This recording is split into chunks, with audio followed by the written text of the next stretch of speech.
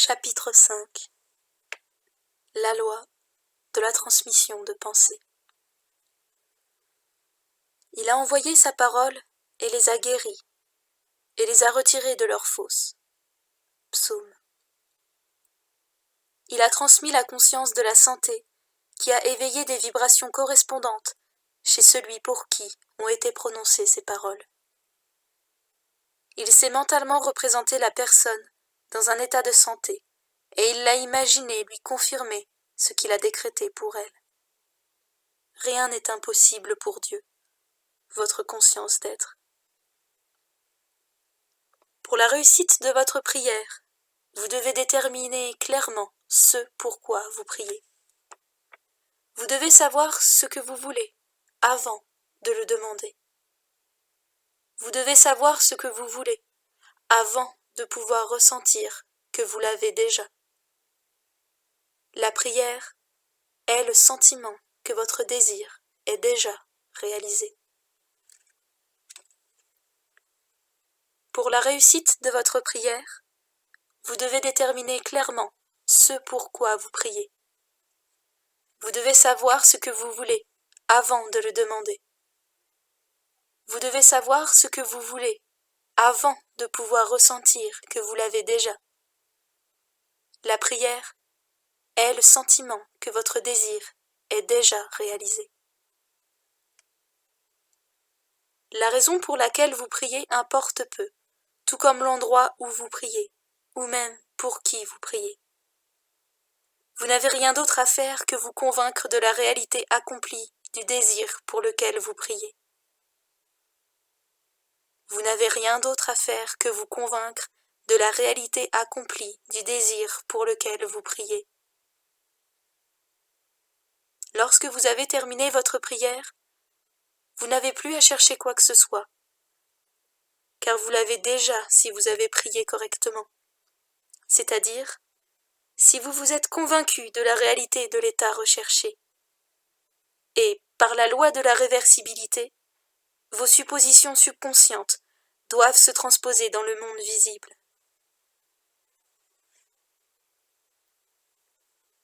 Pour transmettre une force, vous devez avoir un élément conducteur. Cet élément peut être un fil, un jet d'eau, un courant d'air, un rayon de lumière ou tout autre intermédiaire. Le principe de la photophonie, la transmission de la voix par la lumière, vous aidera à comprendre la transmission de pensée ou la transmission de paroles pour guérir une autre personne. Il y a une forte analogie entre la voix parlée et la voix mentale. Penser, c'est parler tout bas. Parler, c'est penser tout haut. Le principe de la photophonie s'explique ainsi. Un rayon de lumière est réfléchi par un miroir et projeté sur un récepteur à une distance quelconque. Derrière le miroir se trouve un microphone. En parlant dans le microphone, vous faites vibrer le miroir. Lorsqu'il vibre, le miroir modifie le reflet de la lumière projetée sur lui. Le reflet modifié de la lumière transporte votre discours, non en tant que parole, mais dans une version mécanique correspondante. Cette lumière reflétée rejoint le récepteur au loin et s'imprime sur un disque. Le disque vibre alors selon la modification transportée par la lumière et il reproduit votre voix. Je suis la lumière du monde, disait le Christ. Je suis, c'est-à-dire la conscience que j'existe, est une lumière par laquelle ce qui naît dans mon esprit est rendu visible. Je suis, c'est-à-dire la conscience que j'existe, est une lumière par laquelle ce qui naît dans mon esprit est rendu visible. La mémoire, ou mon habileté à voir mentalement ce qui n'est pas encore présent dans le monde objectif, prouve que mon esprit est un miroir si sensible qu'il peut refléter une pensée. La représentation d'une image mémorisée ne diffère d'aucune façon de la perception visuelle de mon image dans le miroir. Le même principe de perception visuelle est sollicité dans les deux cas. La représentation d'une image mémorisée ne diffère d'aucune façon de la perception visuelle de mon image dans le miroir. Le même principe de perception visuelle est sollicité dans les deux cas. Votre conscience est la lumière reflétée dans le miroir de votre esprit et projetée dans l'espace vers la personne à laquelle vous pensez.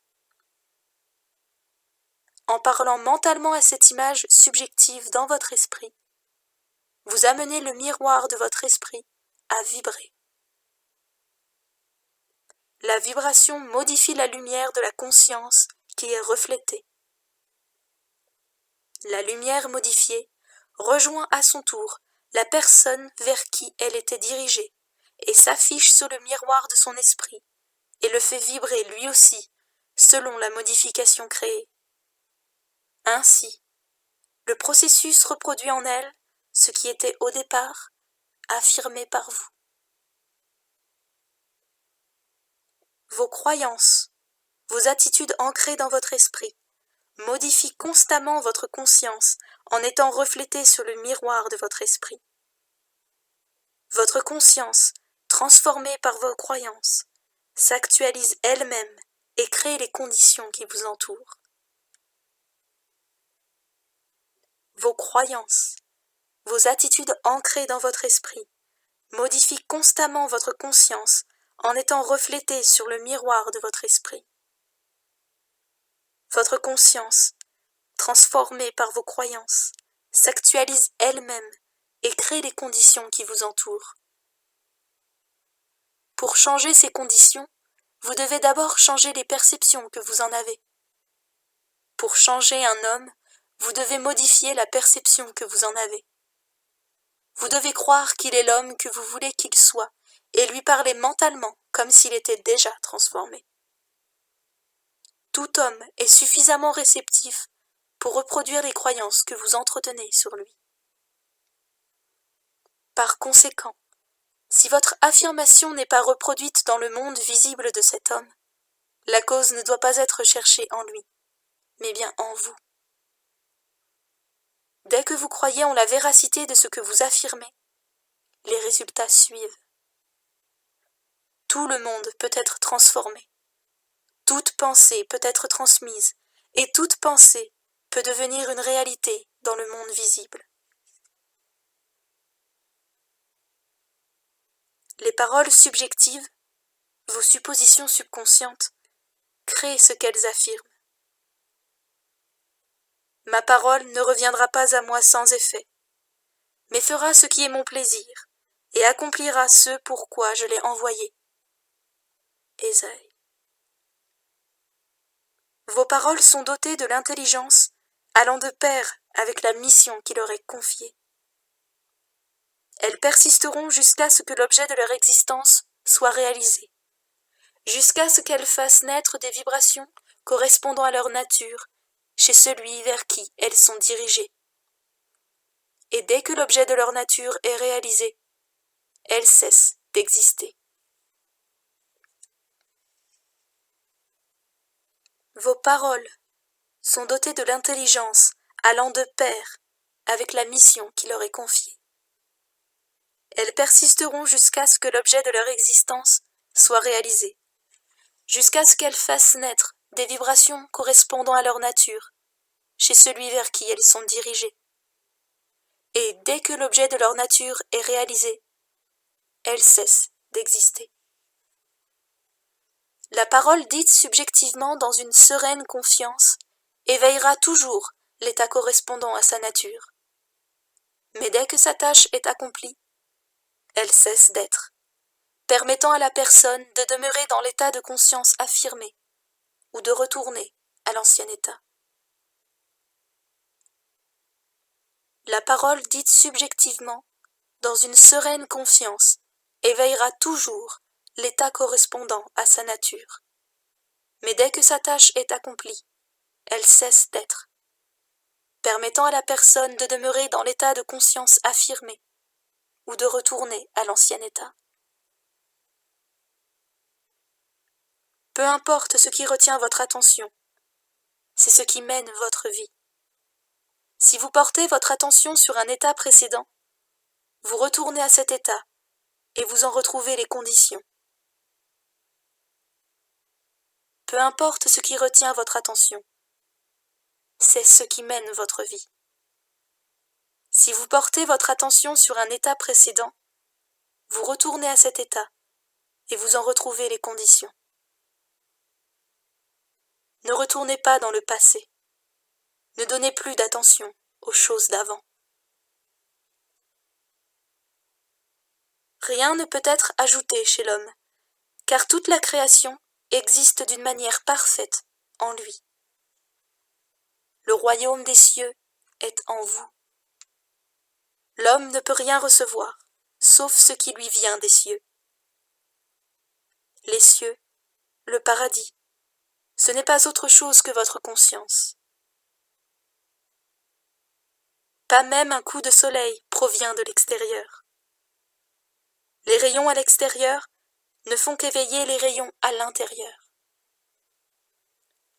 Si les rayons qui brûlent n'étaient pas déjà en l'homme, même tous les rayons de l'univers réunis ne pourraient le brûler. Si les différents niveaux de santé n'étaient pas présents dans la conscience de l'homme, il ne pourrait vibrer en résonance avec la parole émise. Vous ne donnez rien véritablement à l'autre. Vous ressuscitez ce qui était endormi en lui. L'enfant n'est pas mort, il n'est qu'endormi. Marc. Vous ne donnez rien véritablement à l'autre. Vous ressuscitez ce qui était endormi en lui. L'enfant n'est pas mort. Il n'est qu'endormi. Marc. La mort n'est qu'un sommeil et que l'oubli. L'âge et la dégénérescence ne sont que le sommeil, pas la mort, de la jeunesse et de la santé. La reconnaissance d'un état le fait vibrer et le réveille. La reconnaissance d'un état le fait vibrer et le réveille.